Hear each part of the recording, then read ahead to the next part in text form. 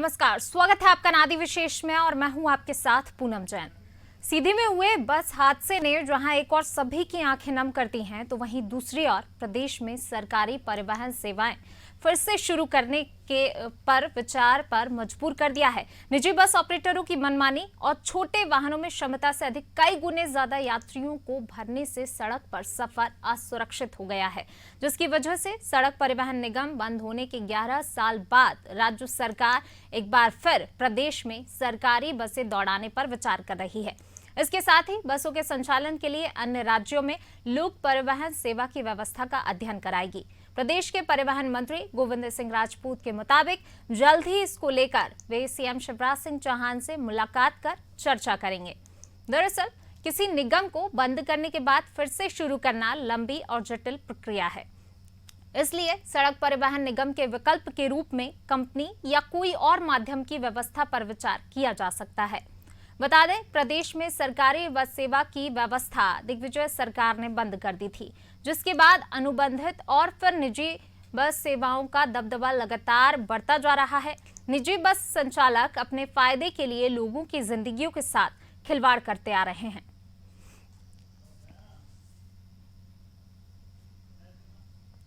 तो बिल्कुल जो है सीधी बस हादसे से सभी की आंखें नम हो गई। बहुत बड़ा हादसा जिसने 51 लोगों की जिंदगियां छीन ली। कहीं ना कहीं कह सकते हैं कि जो है मनमानी जाहिर तौर पर की जा रही है। ड्राइवर की गलती थी कि ड्राइवर तेज स्पीड से भगा रहा था और कहीं ना कहीं सड़कें भी जिम्मेदार हैं। सड़कों को भी हम नकार नहीं सकते, सड़कों की क्या स्थिति ये भी हम देख रहे हैं।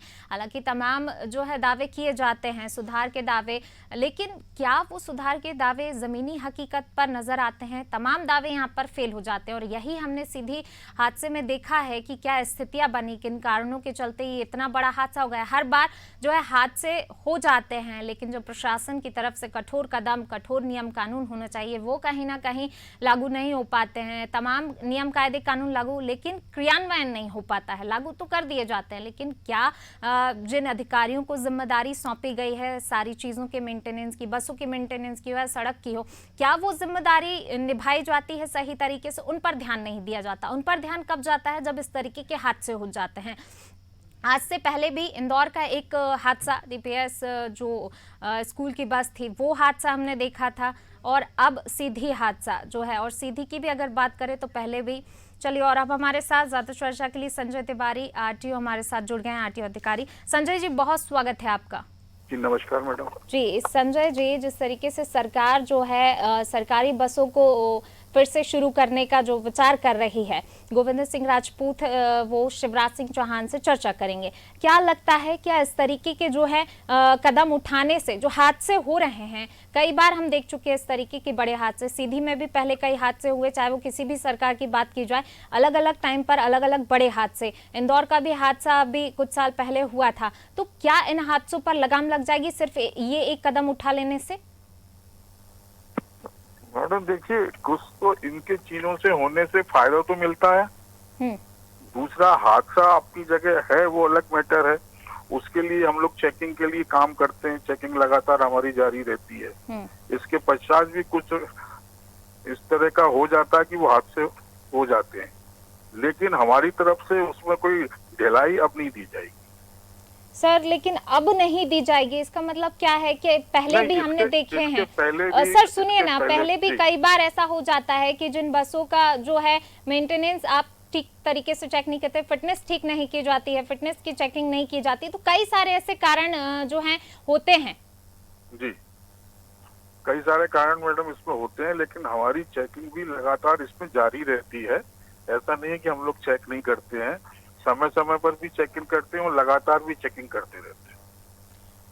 संजय जी, लेकिन आप अभी तो कह रहे हैं कि ठीक है हमारी तरफ से कोई गलती नहीं होगी, लेकिन इस बात से तो इनकार आप भी नहीं कर सकते कि कहीं ना कहीं जो है आपके विभाग में भी कई ऐसे अधिकारी बैठे हैं जो लापरवाही कर देते हैं, जो कुछ पैसों के लालच में जो है बसों को, जिन बसों को लाइसेंस नहीं देना चाहिए, जिन वाहनों को लाइसेंस नहीं देना चाहिए, उन वाहनों को लाइसेंस दे दिया जाता है, बसों की फिटनेस चेक नहीं की जाती। कई सारे ऐसे रीजन है, इनसे आप इनकार तो नहीं कर सकते हैं। ये मैं बिल्कुल इस सारी बात से इनकार कर रहा हूँ आपकी। सर, कई बार ऐसे जो हैं वाकई सामने आए हैं। आप बिल्कुल नहीं, मैं इससे टोटल इनकार करता हूं और ऐसा कहीं कुछ भी नहीं है हमारे सिस्टम में। सर वो तो समय समय पर उजागर हो ही जाता है ना, आपकी बात नहीं कर रहे हो, एक अकेले आप ही अधिकारी तो नहीं है, और भी अधिकारी हैं जिनके कारण जो है तमाम इस तरीके की लापरवाही बरती जाती है।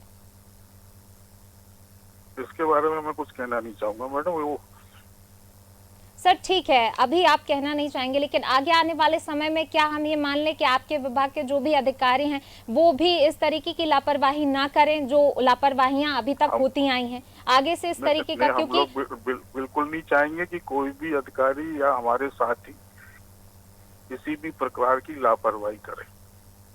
जी संजय जी, शुक्रिया हमसे बातचीत करने के लिए। तो बिल्कुल जो है आरटीओ अधिकारी संजय तिवारी जी हमारे साथ जुड़े थे, लेकिन जिस तरीके से उन्होंने कहा कि हमारे विभाग से लापरवाही नहीं होती, हालांकि कोई भी अधिकारी होगा वो इस बात की जिम्मेदारी बिल्कुल नहीं लेना चाहेगा कि उनके विभाग में जो है लापरवाहियां होती, लेकिन साफ तौर पर देखा जा सकता है कई बार जो है बसें या कोई ऐसे वाहन जिनको लाइसेंस नहीं मिलना चाहिए, उन बसों को, उन वाहनों को लाइसेंस दे दिया जाता है, उस कारण भी हादसे होते हैं। कई बार ऐसा बसों की फिटनेस भी चेक नहीं की जाती है और ऐसी बसें लगातार, ऐसे वाहन लगातार सड़क पर दौड़ते नजर आते हैं जो कन्नम वाहन हैं। चलिए, और अब हमारे साथ गोविंद शर्मा जी बस एसोसिएशन के अध्यक्ष हैं, वो हमारे साथ जुड़ गए। गोविंद जी बहुत स्वागत है आपका। नमस्कार जी। जी गोविंद जी, जिस तरीके से जो है अभी सरकार अब फिर से एक बार विचार कर रही है सरकारी बसों के संचालन पर, क्या लगता है इस एक कदम से हादसे जो है होना कम हो जाएंगे? ऐसा नहीं है, हमारी लगभग जो गाड़ियां हैं सभी कंप्लीट है और हर साल जो है फिटनेस होता है, इसलिए ये कहना गलत है कि हमारी गाड़ी कंडम है। कंडम शब्द का उपयोग ना करें कृपया, क्योंकि हर साल आरटीओ हमारी गाड़ी को चेक करने के बाद में फिटनेस करता है और हम कोशिश ये करते हैं कि अच्छी सीटें लगा कर दी जाए। जिस राजपुरा निगम पहले जो था उसकी वजह से हमारी सीटें भी अच्छी है और हमारी सर्विस भी अच्छी है, क्योंकि हमारा जो स्टाफ होता है यदि गलत करता है तो उसको हम हटा भी देते हैं, क्योंकि हमारे पास कोई स्थायी कर्मचारी नहीं होने से हम वो कभी हटा सकते हैं। इसलिए हमारा जो स्टाफ होता है वो बिल्कुल निडरता से और अच्छे सर्विस देता आ रहा है। अभी तक ऐसा कोई हादसा जो है आज तक मध्य प्रदेश में नहीं हुआ है, क्योंकि ये एक दुर्घटना ऐसी बोल सकते हैं, दुखद घटना बोल सकते हैं जिसका नहीं हुआ, वरना आज तक कभी भी प्रशासन ने या पुलिस प्रशासन ने या आपने भी कभी इस काम पर उंगली उठाने की कोशिश नहीं की गई है।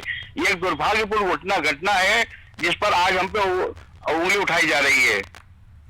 जी, आपने जो कहा, आपने जिस तरीके से कहा, लेकिन कई बार ऐसे अधिकारी जो हैं बैठे हुए होते हैं विभाग में भी, आप इस बात से इनकार नहीं कर सकते कि सारे ही अधिकारी ईमानदारी से अपना काम कर रहे हैं। कई बार ऐसी स्थितियां भी बन जाती हैं, कई बार ये भी सुनने में आता है कि बिना लाइसेंस जो है चेक किए, बिना फिटनेस, बसों की फिटनेस चेक नहीं की जाती, वाहनों की फिटनेस चेक नहीं की जाती है, उनको लाइसेंस दे दिया जाता है। तमाम तरीके की जो है इस तरीके की चीजें सामने निकल कर आती हैं। नहीं, ऐसा नहीं है, तो कारण क्या है कि हम फिटनेस की जो फीस भरते हैं जी, तो हम क्यों चाहेंगे, जो गाड़ी हम आरटीओ ऑफिस लेके जाते हैं तो हम क्यों चाहेंगे कि उनके आंखों में मिर्ची डाल दें। हम खुद चाहेंगे कि हमारी जो गलती हो देखे, और उनका काम है कि आजकल वो तकनीकी तरीके से वो चेक करते हैं और सने के गाड़ियों को अलग अलग चेक करते हैं। आजकल कंप्यूटर का जमाना है, इसलिए ये नहीं कह सकते कि गाड़ी वहां से निकल जाएगी।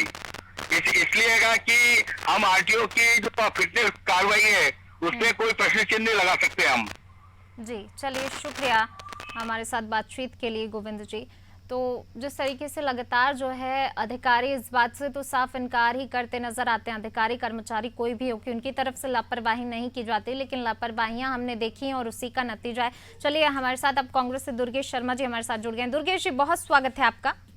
जी नमस्कार। दुर्गेश जी, सरकार एक जो है विचार कर रही है कि बसों, सरकारी बसें हैं, उनके संचालन पर जो बंद कर दिया गया था 1999 में दिग्विजय सिंह की सरकार के टाइम पे, इसको बंद करने का जो है फैसला लिया गया था और 2005 में फिर इसे बंद कर दिया गया। अब एक बार फिर से सरकारी बसों का संचालन शुरू किया जाएगा, क्या इससे हादसे थम जाएंगे?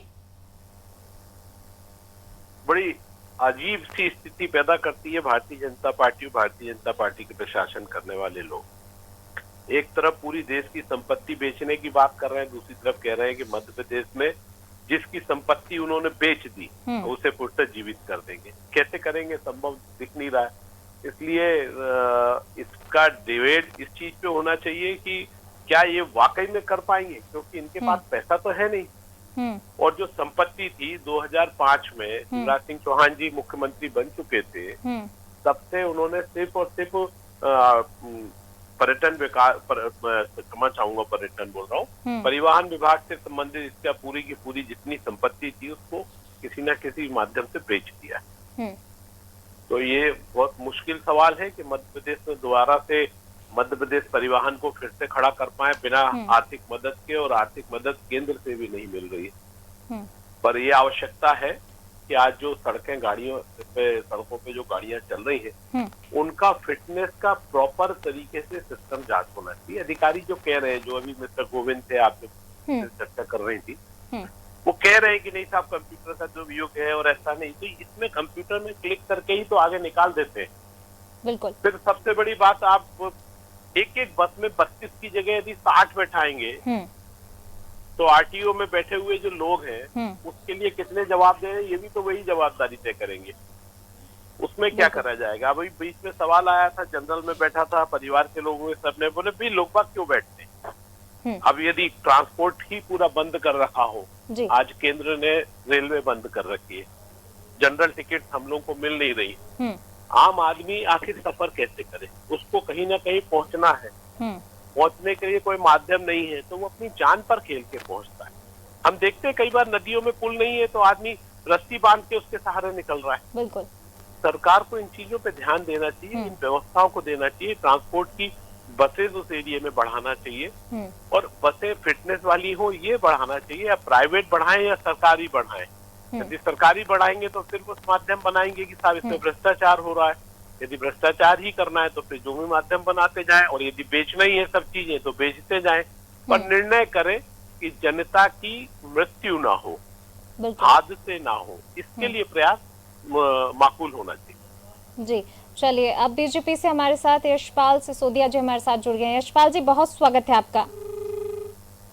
चलिए, लगता है उनसे संपर्क नहीं हो पा रहा है, अभी फिर से एक बार संपर्क करने की कोशिश करेंगे। दुर्गेश जी, जिस तरीके से सरकार ठीक है एक बार विचार कर रही है, लेकिन उसके साथ साथ सड़क भी देखना पड़ेगी, सड़क दुरुस्त है या नहीं, सड़कें भी कहीं ना कहीं हादसों की वजह बनती है। दूसरी चीज, बसों का मेंटेनेंस, जो अधिकारी बैठे हैं जिनकी जिम्मेदारी बनती है कि बसों को चेक करें, वाहनों को चेक करें, कन्नम वाहन जो है रास्ते पर ना दिखाई दे, तो वो सारी चीजें भी, तो वो सारे पहलू भी तो देखना पड़ेंगे। क्या सिर्फ सरकारी बस का संचालन करने से हादसे थम तो नहीं जाएंगे? मैं यही बता रहा हूँ, कल मैंने यात्रा करी, उस दौरान आपके यहाँ डिबेट में भी मैं पार्टिसिपेट करा जी। यात्रा में मुझे 29 किलोमीटर की रोड ऐसी मिली जो रोड थी नहीं। कंटिन्यूअस 29 किलोमीटर मैंने गाड़ी मुरम और बजरी के ऊपर चलाई है। उसमें बीच में एक 10-10 फीट का पेच आप कहेंगे कि डामर का मिल गया। हाँ। अब सबसे बड़ी बात यह कि यदि जिसको नेशनल हाईवे या स्टेट हाईवे के नाम पे हम मूव कर रहे हैं, हाँ। उसमें 29 किलोमीटर लगातार ऐसी सड़क मिली जिसमें मेरे को सड़क दिखाई ना दे, फिर उसके बाद हम हादसे की वो कहे कि हादसे नहीं हो तो कैसे नहीं होंगे? तो सरकार को सड़क पे तो ध्यान देना ही पड़ेगा और देना चाहिए।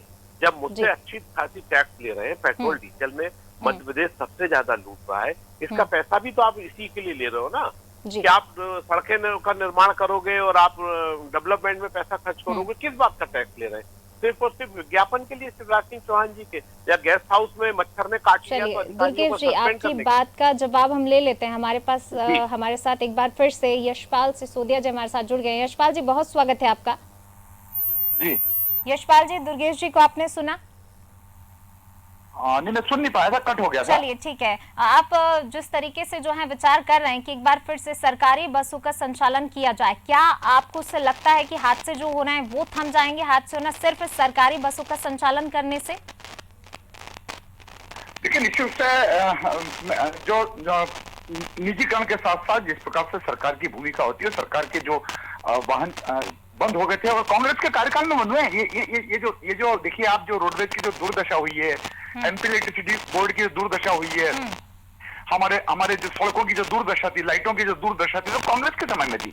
और अभी निजीकरण के बाद में अगर सरकार इस पर विचार करती है तो देखिए विचारों से और व्यवस्थाओं से कुछ न कुछ तब्दीली होती ना। देखिए, एक बड़ी घटना हुई है सीधी की, सबक भी लेना चाहिए और टाइटनेस भी होना चाहिए।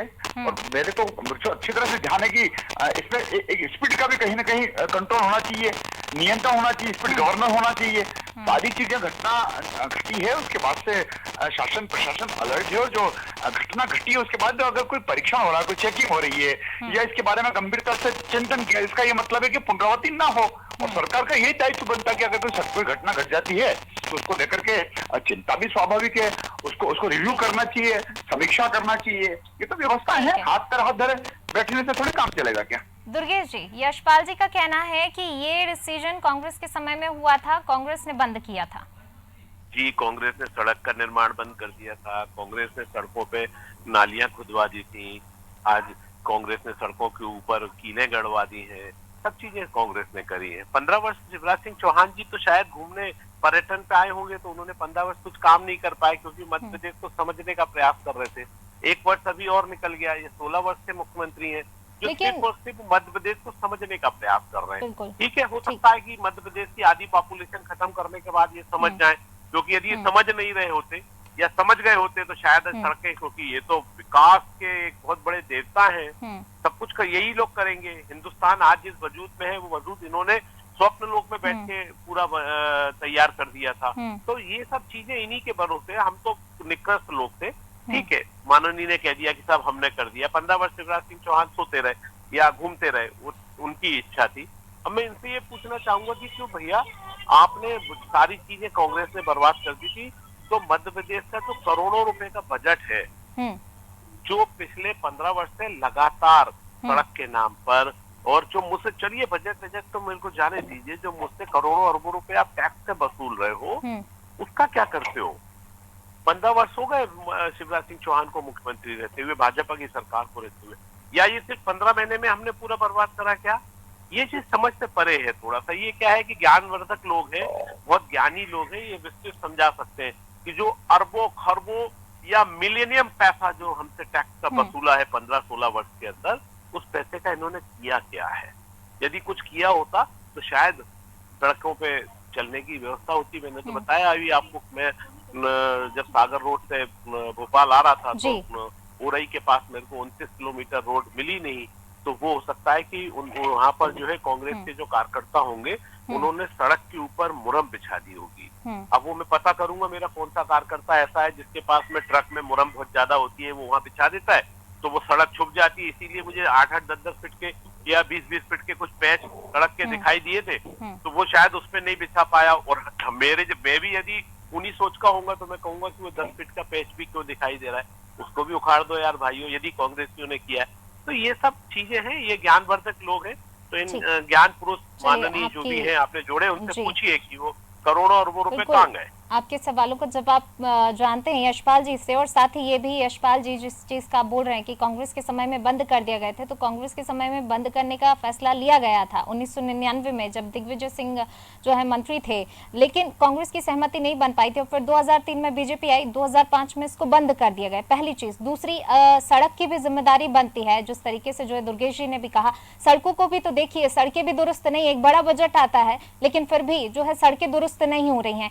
साथ ही जो अधिकारी है, जिन अधिकारियों के ऊपर बसों के मेंटेनेंस की, फिटनेस चेक करने की जिम्मेदारी होती है, वो अधिकारी भी कहीं ना कहीं लापरवाही बरतते हैं। ये तमाम पहलू हैं जिनको देखना पड़ेगा। क्या सिर्फ सरकारी बसों के संचालन से जो है हादसे थम नहीं जाएंगे? यशपाल जी। देखिए मैडम, एक तो दुर्गेश जी अपने आप को निकृष्ट न कहें, क्योंकि हम किसी को निकृष्ट, ये भाषा हम नहीं बोल सकते हैं, ये तो जनता ही जवाब देती है। अगर कांग्रेस निकृष्ट थी, कांग्रेस के जनप्रतिनिधि निकृष्ट थे, तो जनता ने सबक दे दिया। 15 महीने में सरकार से नीचे उतर करके आगे सड़क पर आ गए और सारी की सारी सीटें भारी बहुमत के साथ, भारी मार्जिन के साथ भारतीय जनता पार्टी जीती है। और जहां तक 15-16 वर्षों का जो दुर्गेश जी कह रहे, तो मैं इनको बोलूंगा कि थोड़ा घूमे। 8 लेन सड़क की हम कल्पना कर रहे हैं, और 8 लेन सड़क न केवल कल्पना कर रहे हैं बल्कि 8 लेन सड़क आ गई, 6 लेन सड़क हमारे हो गई, 4 लेन सड़क हमारे हो गई, 2 लेन सड़क हमारे हो गई, प्रधानमंत्री सड़कें हमारी हो गई, सड़कों का उन्नतीकरण हो रहा है, सड़कों का चौड़ीकरण हो रहा है, मेट्रो आ रही है, और जिस प्रकार से अधोसंरचना का पुल पुलियां बन रही है पूरे मध्य प्रदेश में, अगर 16 वर्षों में कुछ नहीं हुआ होता मैडम, तो दुर्गेश जी से पूछिए, फिर भारतीय जनता पार्टी नहीं आती, फिर कांग्रेस ही काबिज रहती। लेकिन कांग्रेस ने कुछ किया नहीं, इनको इंफ्रास्ट्रक्चर नजर नहीं आ रहा, इनको सारे विकास के काम नजर नहीं आ रहे, इनको जो हमारे विद्युत के क्षेत्र में हमने जो एक उपलब्धि हासिल करी, किसानों को जिस प्रकार से 0% में कर्जा दिया है, ये सारी चीजें इनको समझ में नहीं आ रही। इनको सिर्फ समझ में आ रही कि हम निकृष्ट हैं, हम तो निकृष्ट है। अरे आप अपने आप को निकृष्ट काहे को कहते हो दुर्गेश भाई? आपका दल निकृष्ट हो सकता है, आपका कुछ नेता निकृष्ट हो सकते हैं। और ये तो माँ बेटी की पार्टी है। आप तो निकल के ही नहीं आ सकते हो, बाहर उभर के ही नहीं आ सकते हो। आपको तो कुछ भी पूछना पड़ेगा, तो आकाओं से पूछना पड़ेगा कि आप क्या करें। और हमने जो अधोसर में इतना विकास किया, इंदौर ले लीजिए, आप भोपाल ले लीजिए, ग्वालियर ले लीजिए, जबलपुर ले लीजिए, रतलाम ले लीजिए, उज्जैन ले लीजिए, कायाकल्प हुई है मैडम। थोड़े थोड़े सर्कल हो गए हैं, महापुरुषों की प्रतिमाएं लग गई है। ये सारा विकास हुआ है, तो इस विकास की दौड़ में भारतीय जनता पार्टी का जो संगठन और भारतीय जनता पार्टी के जो जनप्रतिनिधि है, उन्होंने कुछ करके दिया, तभी तो 15-15, 16-16 साल से हम राज कर रहे हैं। दुर्गेश जी क्या कहना चाहेंगे, कांग्रेस को विकास दिखाई नहीं? धन्यवाद, आपने ज्ञानी पुरुष को पूरा मौका दिया बोलने का, उनका ज्ञान प्राप्त हुआ। महापुरुषों की मूर्तियां लग गई हैं, बहुत अच्छी बात है, क्योंकि महापुरुष की मूर्ति नहीं होगी तो सड़क पे चलने वाले को कैसे पता लगेगा कि भैया ये जो गड्ढा है, दुर्गेश जी महापुरुष को नमन करो। रुक जाइए, जब आप बोल रहे थे तो मैं सुन रहा था। जी दुर्गेश जी बात पूरी कीजिए। यशपाल जी आपको बोलने का मौका मिला है, आप दुर्गेश जी को अपनी बात पूरी कर लेने दीजिए। अब स्थिति ये है कि यशपाल जी का कहना है कि हमने महापुरुषों की मूर्तियां लगा दी, हमने इतने हाईवेज बना दिए, हमने पूरा बिजली लोगों को जो है फ्री में दे दी या कर्जा फ्री में दे दिया। ये सब चीजें करने के बावजूद आज हादसे हो रहे हैं ना, तो हादसे की जवाबदारी भी तो आप ही की है। प्रशासन में बैठे व्यक्ति यदि गलत काम कर रहे हैं तो जवाबदारी आपकी, क्योंकि इससे पहले जब आप आते साथ आपने सबसे पहले कह दिया कि जो कुछ है वो कांग्रेस। तो मैंने कहा भैया ठीक है, मान लेता हूँ सब मैंने किया है, पर सरकार में तो आप बैठे हो, मैं कुछ भी कर रहा हूँ, आप उसको रोक नहीं पा रहे, तो आप अक्षम हो। तो मैंने यही बात बोली ना कि आपने ये बात बोलते आते साथ बोल दिया कि साहब पूरे की पूरी सड़कें जो है वो कांग्रेस शासन में खराब हो गई थी, पूरा पर्यटन जो है या ट्रांसपोर्ट जो है वो कांग्रेस शासन में खराब हो गया था। तो 15 वर्ष आप क्या कर रहे थे भाई? ये सब चीजें दिग्विजय सिंह जी के शासन काल में हुआ। फिर आपने कहा कि साहब हमने जो है महापुरुषों की मूर्ति लगा दी। भैया आपके जो महापुरुष हैं वो इतने महान हैं कि उनका चेहरा देखने से सड़कों पे चलना सुगम नहीं हो जाएगा। महापुरुषों की मूर्ति हाईवे और